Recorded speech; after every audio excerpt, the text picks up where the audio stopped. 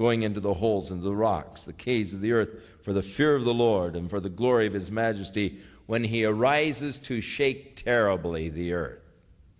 God said, once more I'm going to shake this earth until everything that can be shaken shall be shaken, until only that which cannot be shaken shall remain.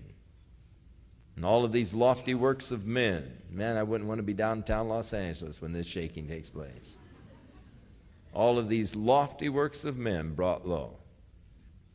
In that day a man shall cast his idols of silver and idols of gold, which they have made, each one for himself, to worship, to the moles and to the bats, and they'll go into the clefts of the rocks, to the tops of the ragged rocks, for the fear of the Lord and for the glory of his majesty, when he arises to shake terribly the earth.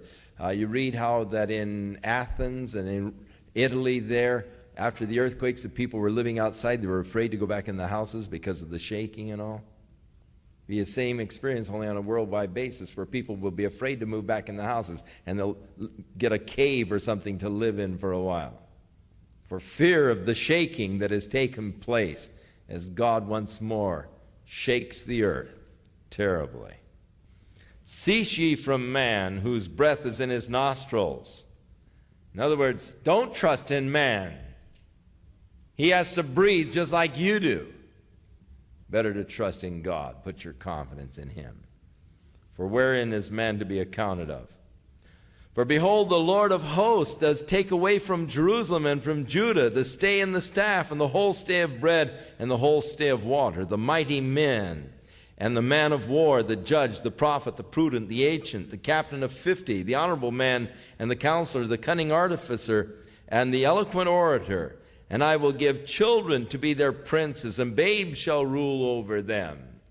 And so God is speaking now, it would seem, of a more of a near local kind of a situation rather than the long term that he had spoken of in chapter 2. The people shall be oppressed, every one by another, and every one by his neighbor. The child shall behave himself proudly against the ancient, and the base against the honorable. When a man shall take hold of his brother in the house of his father, saying, Thou hast clothing, be thou our ruler, and let this ruin be under thy hand. And in that day shall he swear, saying, I will not be a healer, for in my house is neither bread nor clothing. Make me not a ruler over the people. For Jerusalem is ruined, Judah is fallen, because their tongue and their doings are against the Lord, to provoke the eyes of his glory. The show of their countenance doth witness against them, and they declare their sin as Sodom, and hide it not. They have the same kind of open, flagrant demonstration of their sin as did Sodom. They don't seek to hide it, but they become very brazen in their desire for recognition. Woe to their soul, for they have rewarded evil unto themselves.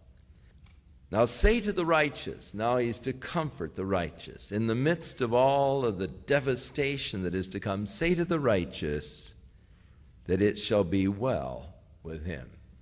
Hey, it's going to be well with you. When God shakes the earth, it's going to be well with you. For they shall eat of the fruit of their own labors. But woe unto the wicked, it will be ill with him, for the rewards of his own hands will be given to him. As for my people, children are their oppressors, women rule over them.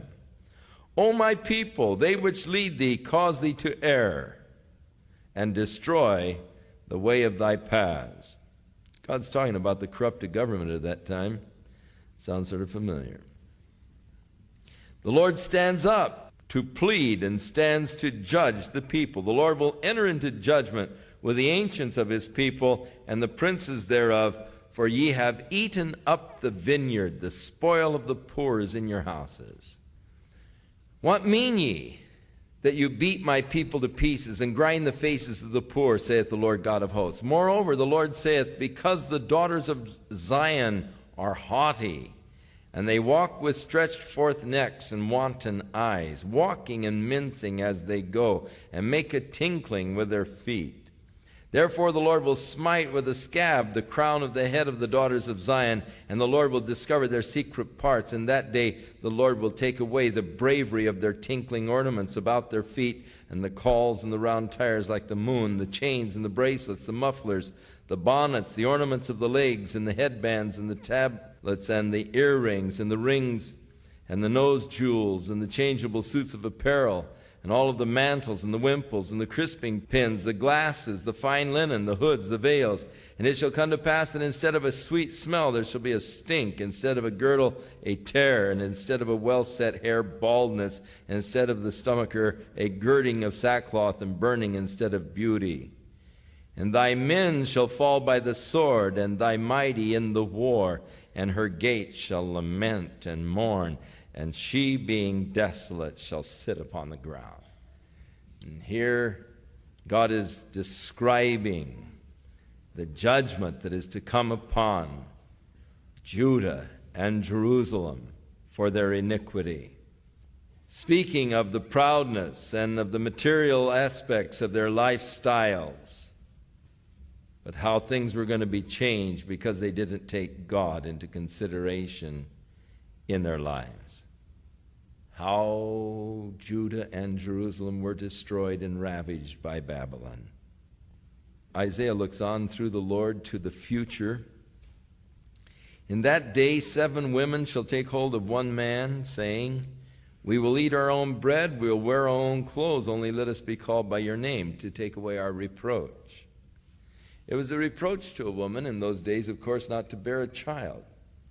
But there will be a shortage of men, so 7 women will take hold of one man and say, hey, we'll take care of ourselves. We'll provide our own food and everything else, but we want you to take away our reproach and give your name, really, to our child. But in that day shall the branch of the Lord be beautiful. The branch of the Lord, of course, is one of the terms by which Christ is described. The branch of Jehovah. He is called actually the branch of David, Jehovah's servant, the branch, in Zechariah. The term branch is used many times in reference to Jesus Christ. In that day shall the branch of the Lord be beautiful and glorious, and the fruit of the earth shall be excellent and comely for them that are escaped of Israel. And it shall come to pass that he that is left in Zion and he that remaineth in Jerusalem shall be called holy, even every one that is written among the living in Jerusalem. When the Lord shall have washed away the filth of the daughters of Zion, and shall have purged the blood of Jerusalem from the midst thereof by the spirit of judgment and by the spirit of burning. And the Lord will create upon every dwelling place of Mount Zion and upon her assemblies a cloud and smoke by day and a shining and a flaming fire by night. For upon all of the glory shall be a defense. And there shall be a tabernacle for the shadow in the daytime from the heat, and for a place of refuge, and for a covert from the storm and from the rain. So going ahead again from the darkness of the impending judgment and the long period of time in which the Gentiles shall rule, to the day of the Lord when he shall once again rule, and Israel and Jerusalem shall be blessed and the center of God's righteous reign upon the earth. Now I'm going to sing to my well-beloved a song of my beloved, touching his vineyard. My well-beloved hath a vineyard in a very fruitful hill. He fenced it, he gathered the stones out of it, and you that have been there can get a good mental picture of that.